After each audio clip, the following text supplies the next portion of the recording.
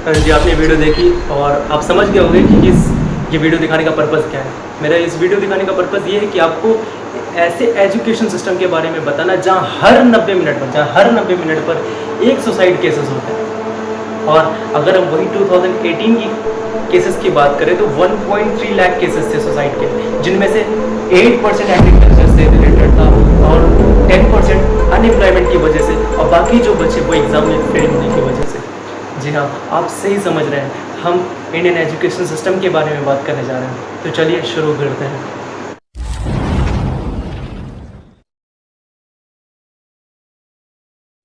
देश को आज़ाद हुए 73 ईयर्स होने को है, पर आज भी हमारा देश वही अंग्रेजों के बनाए हुए सिस्टम को फॉलो कर रहा है।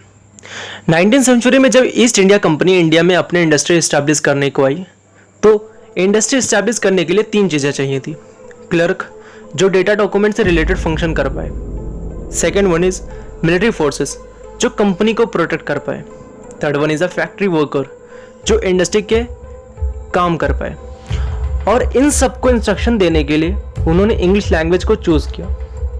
अब जरा सोचिए, क्या इन तीनों को करने के लिए क्रिएटिविटी की ज़रूरत है या नहीं? मालिक जैसा जैसा कहेगा वैसा वैसा करना पड़ेगा। वही हाल हमारे स्कूल्स में है। विदाउट परमिशन आप कहीं जा नहीं सकते हैं। टीचर्स अगर कहेगा साइलेंट रहने को तो आपको साइलेंट रहना पड़ेगा। टीचर्स पढ़ने को बोलेगा तो आप पढ़ोगे। जब बच्चे को फ्रीडम मिलेगा ही नहीं तो वो क्रिएटिव कैसे बनेगा? बड़े अफसोस की बात है, हम हर चीज़ पर फोकस करते हैं पर कभी एजुकेशन की बात अपने मिनिस्टर से नहीं कहते हैं। आज भी हम सैडलर कमीशन एजुकेशन सिस्टम को फॉलो कर रहे हैं और अपने बच्चों को एक मजदूर की सेना बना रहे हैं। क्या आपको पता है, हम ऐसे एजुकेशन सिस्टम से बिलोंग करते हैं जो ना कि टॉप 10 में है, ना तो टॉप 50 में और ना ही टॉप 100 में। हमारा एजुकेशन इंडेक्स 145 है आउट ऑफ 191 में। अगर हम टॉप एजुकेशन सिस्टम की बात करें तो South Korea, Japan, Singapore, Hong Kong, Finland, UK, Canada, Netherland, Ireland, Poland. अब हम इन बेस्ट एजुकेशन सिस्टम को अपने एजुकेशन सिस्टम से कंपेयर करें तो कनाडा, जहां पर हाईएस्ट नंबर कॉलेज ग्रेजुएट है। आयरलैंड, जहां पर एजुकेशन फ्री है प्राइमरी से लेकर कॉलेज और यूनिवर्सिटीज जाने तक। और हाल ही में फिनलैंड, जो कि नंबर 1 का टैग ले चुका है एजुकेशन के मामले में। अगर इनके सिस्टम के बारे में बात करें तो फिनलैंड के बच्चे जब तक 7 साल के नहीं हो जाते हैं तब तक स्कूल नहीं जाते हैं। 6 साल तक कोई ग्रेडिंग नहीं। हर साइंस के प्रैक्टिकल में सिर्फ 16 बच्चे और हर क्लास के बाद 10 मिनट का ब्रेक।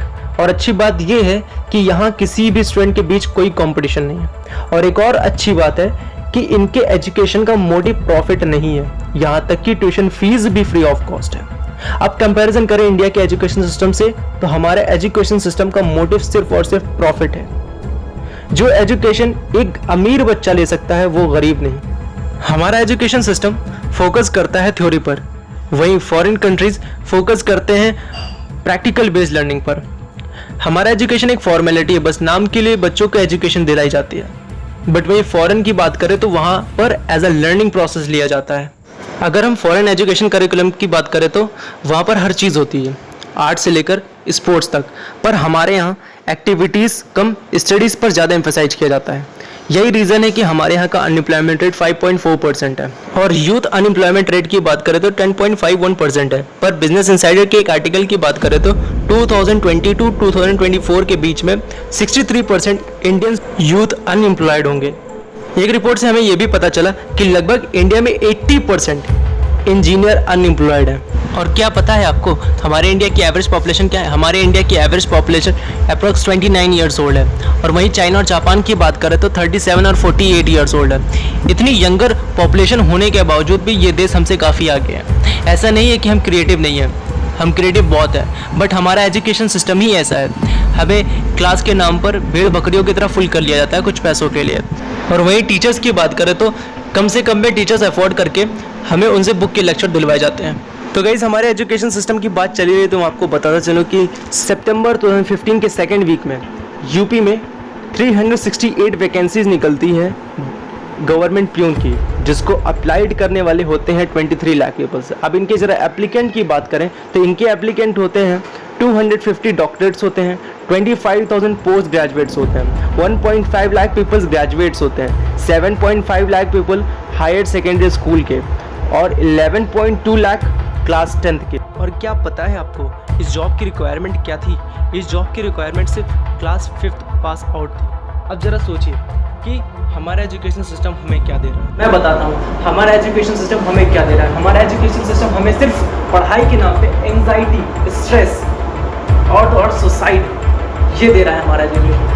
और मैं इसमें एजुकेशन सिस्टम को ही नहीं कोसता, इसमें हमारे गार्जियन का भी उतना ही हाथ है। हमारे गार्जियन का एक परसेप्शन है, आपने भी सुना होगा, ये बचपन से मैं भी सुनता रहा हूँ, आप भी सुने होंगे कि हमारे गार्जियन का परसेप्शन क्या है। पढ़ोगे लिखोगे तो होगे नवाब, खेलोगे कूदोगे तो होगे खराब। यार ये लॉजिक मेरी समझ में नहीं आता।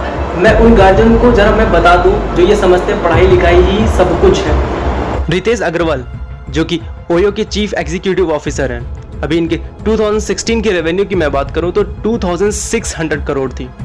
अगर क्वालिफिकेशन की बात की जाए तो सिर्फ 12th पास आउट है। सेकंड, आमिर खान जो कि एक्टर हैं, अगर इनकी नेटवर्थ की बात की जाए तो 180 मिलियन। अब इनके क्वालिफिकेशन की बात करूं तो सिर्फ 12th पास आउट है। थर्ड, धीरू भाई अंबानी जो कि रिलायंस इंडस्ट्रीज के फाउंडर हैं, अगर इनकी नेटवर्थ की बात करें तो $2.9 बिलियन है। और इनकी क्वालिफिकेशन की बात की जाए तो सिर्फ 12th पास। इसे दिखाकर मेरा यह पर्पस नहीं है कि आप पढ़ाई छोड़ दो। मेरा यह पर्पस है उन गार्जियन को बताना जो ये समझते हैं कि पढ़ाई सब कुछ है। ये ज़रूरी नहीं कि आपका बच्चा पढ़ने में अच्छा हो सकता है वो स्पोर्ट्स में अच्छा हो, सिंगिंग में अच्छा हो, तो जो जिस पे बेहतर है उसको वो करने दिया जाए। अब उनके इंटरेस्ट को जानने के लिए हमें द्रोणाचार्य जैसा टीचर चाहिए जो कि हमारा एजुकेशन सिस्टम होने नहीं दे रहा है। जैसा कि हम सबको पता है कि पांचों पांडवों के गुरु सिर्फ एक थे, पर सबको ट्रेंड किया फील्ड ऑफ एक्सपर्टीज में। और जैसा कि अल्बर्ट आइंस्टीन ने कहा था कि हर कोई जीनियस है, लेकिन तुम एक मछली को जज करोगे उसके पेड़ के चढ़ने की कैपेबिलिटी से, तो सारी जिंदगी वो मछली खुद को बेवकूफ मानेगी।